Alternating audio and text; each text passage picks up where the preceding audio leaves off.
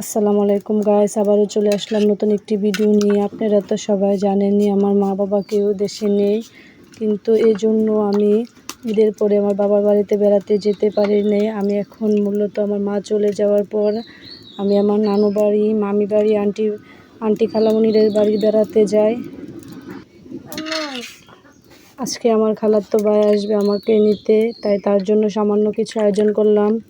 গরুর মাংস, ডাউল, কক মুরগির গোস্ত, এখানে ডিম সিদ্ধ বসিয়ে দিলাম, আর সাথে পোলাও। এগুলোই করব, সামান্য কিছু আয়োজন দিয়ে। গরুর মাংসটা সব মশলা দিয়ে মাখিয়ে নিব।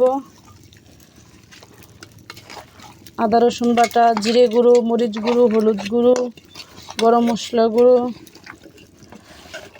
সব ধরনের মশলা দিয়ে ভালোভাবে মাখিয়ে নিব। মাখানো হয়ে গেছে, অল্প একটু পানি দিয়ে বসিয়ে দিব।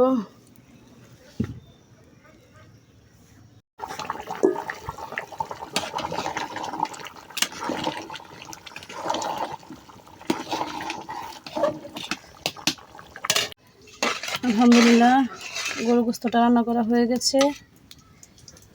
এখন চুলায় রোস্টগুলো বেজে নিব।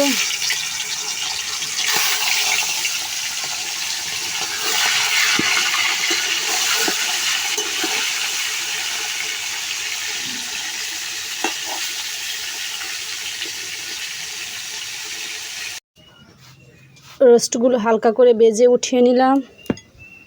এখন ওই তেলে পেঁয়াজ, তেজপাতা, গরম মশলা দিয়ে ভেজে নিব।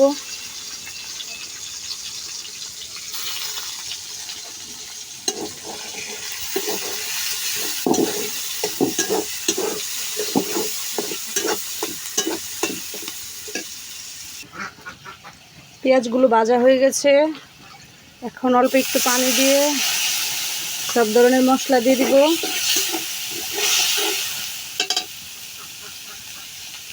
আদা রসুন বাটা,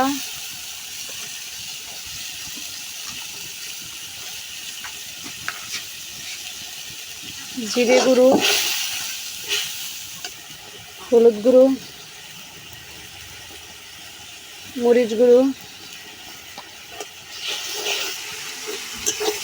মশলা কষানো হয়ে গেছে, গোস্তগুলো দিয়ে দিব।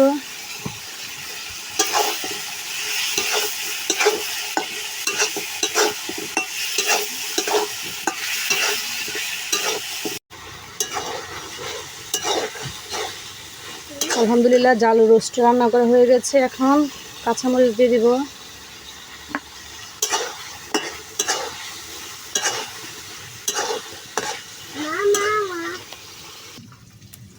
উঠিয়ে নিয়েছি।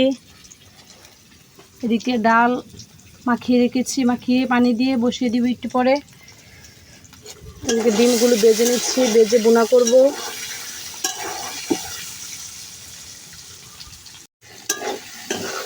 ডিমটা রান্না করা হয়ে গেছে, নামিয়ে এখন ডাল বসিয়ে দিব।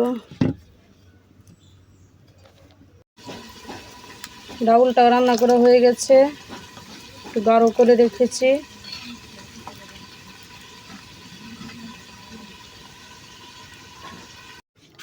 একদিকে চুলায় সব কিছু রান্না করেছি, অন্যদিকে রাইস কুকারে পোলাওটা বসিয়ে দিয়েছিলাম। আলহামদুলিল্লাহ, হয়ে গেছে।